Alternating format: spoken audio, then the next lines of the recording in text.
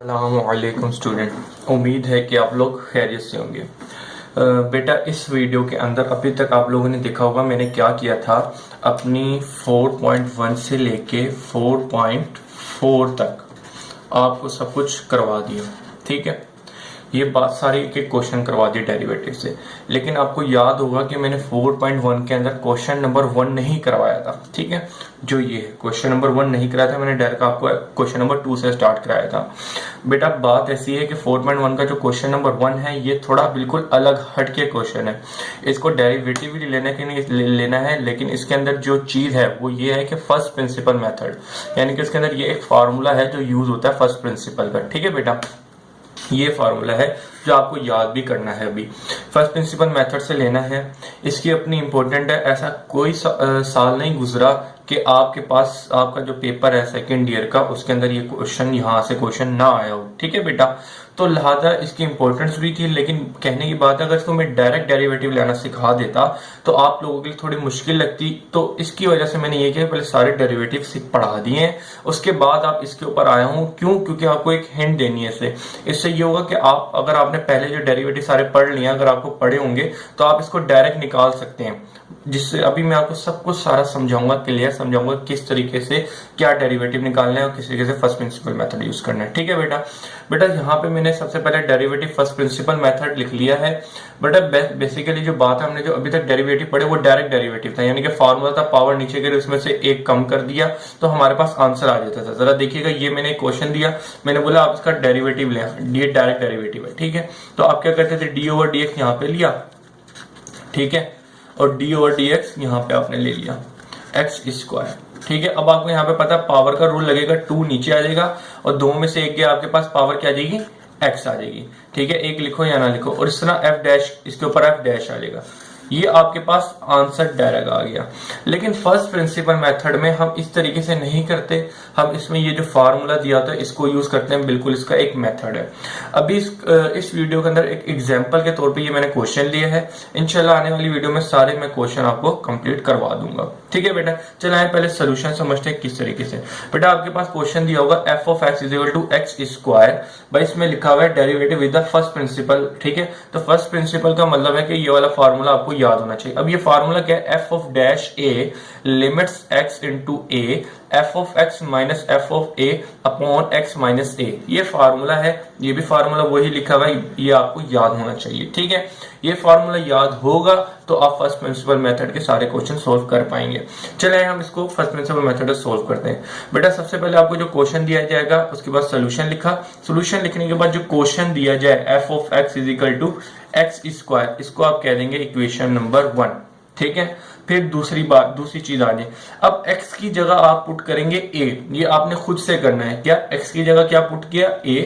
अब यहाँ पे क्या है, x है, तो x की जगह जब तुमने यहाँ पे x की जगह a पुट किया तो लिहाजा यहाँ पे भी a पुट करोगे जहाँ पे x होगा, तो लिहाजा ये a का स्क्वायर बन जाएगा क्योंकि a है, और इसको मैं कह दूंगा इक्वेशन नंबर 2, ठीक है।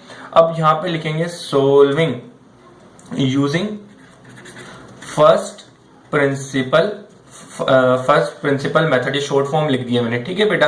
प्रिंसिपल मेथड से करेंगे तो लिहाजा उसका फार्मूला मुझे याद होना चाहिए, F of dash A is equal to F of X minus F of A divided by X minus A, और यहाँ पे लिमिट्स का फार्मूला था एक्स इंटू ए, ठीक है बेटा। अब आपने कुछ भी नहीं करना, यहाँ पे लिखना है फ्रॉम इक्वेशन 1 एंड 2, इक्वेशन 1 और 2 से यहाँ पे वैल्यू डालेंगे। एफ ऑफ एक्स की वैल्यू क्या है, एक्स स्क्वायर, और एफ ऑफ ए की वैल्यू क्या है, एक्स ए स्क्वायर, ठीक है। तो आप जरा यहाँ पे पुट कर दें, ठीक है। आप वैल्यू पुट करेंगे और सिंप्लीफिकेशन करनी है, आपका आंसर आपके सामने होगा, ठीक है बेटा। चलिए आगे करते हैं। बेटा, लिमिट तक मैंने पुट कर दिया, एफ ऑफ एक्स की वैल्यू क्या है, एफ ऑफ एक्स बराबर है एक्स स्क्वायर के, तो लिहाजा मैंने एक्स स्क्वायर पुट कर दिया, माइनस माइनस एफ ऑफ ए क्या है, एफ ऑफ ए बराबर है ए स्क्वायर के, तो लिहाजा मैंने ए स्क्वायर डाल दिया, ठीक है बेटा। इतनी बात चीज समझ आ गई होगी। इसके बाद एक्स माइनस ए, तो एक्स माइनस ए मैंने पुट कर दिया, ठीक है बेटा। ये चीज मैंने ये दो इक्वेशन पुट बनाई थी, उनकी वैल्यू पुट कर दी। हर एक क्वेश्चन में आपने यही करना है कि सबसे पहले जो क्वेश्चन दिया जाएगा उसमें दो इक्वेशन बना लेंगे बेटा। इक्वेशन नंबर 1 तो वही बनेगी जो क्वेश्चन है, और दूसरी इक्वेशन कैसे बनेगी, जो एक्स की जगह आप ए पुट करेंगे, ठीक है बेटा। तो लिहाजा आपके पास दूसरी इक्वेशन बन जाएंगी। ये जो दो इक्वेशन बन जाएंगी यूजिंग फर्स्ट प्रिंसिपल मेथड के फार्मूले में एफ ऑफ एक्स और एफ ऑफ ए की जो वैल्यू आ रही होंगी वो आप पुट करेंगे, यहाँ पे वैल्यू बन गई। अब इसके बाद आपने सिंप्लीफिकेशन करके अपना आंसर देना है और आपका आंसर वही होगा। चलें बेटा अब स्टार्ट करते हैं। बेटा ये वैल्यू पुट करिए, आपके पास ये चीज आ गई। आपको यहाँ पे एक फार्मूला याद आ रहा है, ए स्क्वायर माइनस बी स्क्वायर बराबर होता है ए प्लस बी और ए माइनस बी, ठीक है बेटा।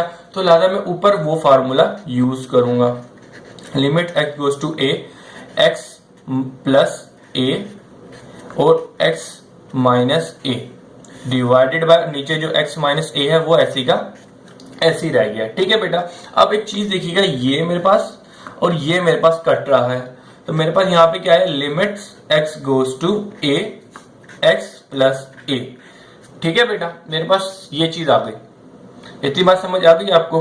अब आप लोग क्या करने जा रहे हैं, अब आप लोगों ने यहां तक कर लिया, अब आप इसके आगे सिंप्लीफिकेशन यानी कि कोई भी सिंप्लीफिकेशन नहीं कर सकते। तो अब आप लिमिट अप्लाई करेंगे, तो यहां पे आप लिखने हैं कि अप्लाइंग लिमिट, लिमिट क्या है, एक्स इंटू ए। एक्स इसका मतलब ये होता है एक्स की जगह ए डाल दो, तो लिहाजा मैं डाल देता हूं। तो जरा देखिएगा एफ ऑफ ए ऐसे रहेगा, यहाँ पे भी एफ ऑफ ए डैश ऐसे चलता हुआ आ रहा था। अब जरा लिमिट अप्लाई किया, तो लिमिट का मतलब ये है कि ये लिमिट दी हुई एक्स की वैल्यू ए पुट करनी है बेसिकली। ये एरो का मतलब है एक्स की वैल्यू ए, तो आप पुट कर देंगे एक्स है तो एक्स की जगह ए आ जाएगा और ये ए ऑलरेडी ए रहेगा और लिमिट खत्म हो जाएगी क्योंकि आपने लिमिट अप्लाई कर दी है, ठीक है। लिमिट में क्या कहा गया था कि एक्स की जगह ए पुट करें, तो आपने ए पुट कर दिया है एक्स की जगह, ठीक है बेटा। बस अब जरा देखिएगा ए के और ए के कितना हो जाएगा, ए के और ए के हो जाएगा 2a, ठीक है बेटा। तो लिहाजा आपका जो आंसर आया बेटा एफ ऑफ 2a, ये आपका आंसर हो सकता है लेकिन ये आंसर नहीं है, ठीक है बेटा। क्यों नहीं है मैं आपको बताता हूं। बेसिकली बेटा ये आपका फाइनल है, बस आगे एक स्टेप रह गया, वो छोटा सा है बेटा। आपका जो क्वेश्चन है आपको किसकी फॉर्म में दिया, एक्स की फॉर्म में दिया हुआ है, ठीक है। तो लिहाजा आप ए की जगह क्या पुट करेंगे, यहाँ पे लिखेंगे हर क्वेश्चन में put a is equal to x, ठीक है। ये आपने पुट करना है यहाँ पे, तो जहां जहां ए है अब वहां पे आप एक्स पुट कर देंगे। तो लिहाजा यहाँ पे ए था, एक्स पुट कर दिया, इज इक्वल टू 2a था तो यहाँ पे मैंने एक्स पुट कर दिया। इतनी बात समझ आती है बस। अब जरा बेटा ये बताएं कि ये आपका आंसर है, कोई मसला ही नहीं है, दिस इज योर आंसर। अब बेटा कहने की बात यह है कि जो मैंने डायरेक्ट डेरिवेटिव करवाया था वो इसीलिए करवाया था कि बेटा ये देखें कितने 2 मिनट में आंसर आ गया। अगर आपके पास पेपर में कोई भी क्वेश्चन आए, क्योंकि आना ही आना ये क्वेश्चन, तो इसको पहले डायरेक्ट मेथड से आप अपना वेरीफाई करके आंसर वेरीफाई कर लें। आप देखें दोनों आंसर सेम आए हैं, इसके अंदर डायरेक्ट 2 नीचे आया और एक कम करा, आपके पास आंसर आ गया। लेकिन यहाँ पे आपने फर्स्ट प्रिंसिपल मेथड लगाना है।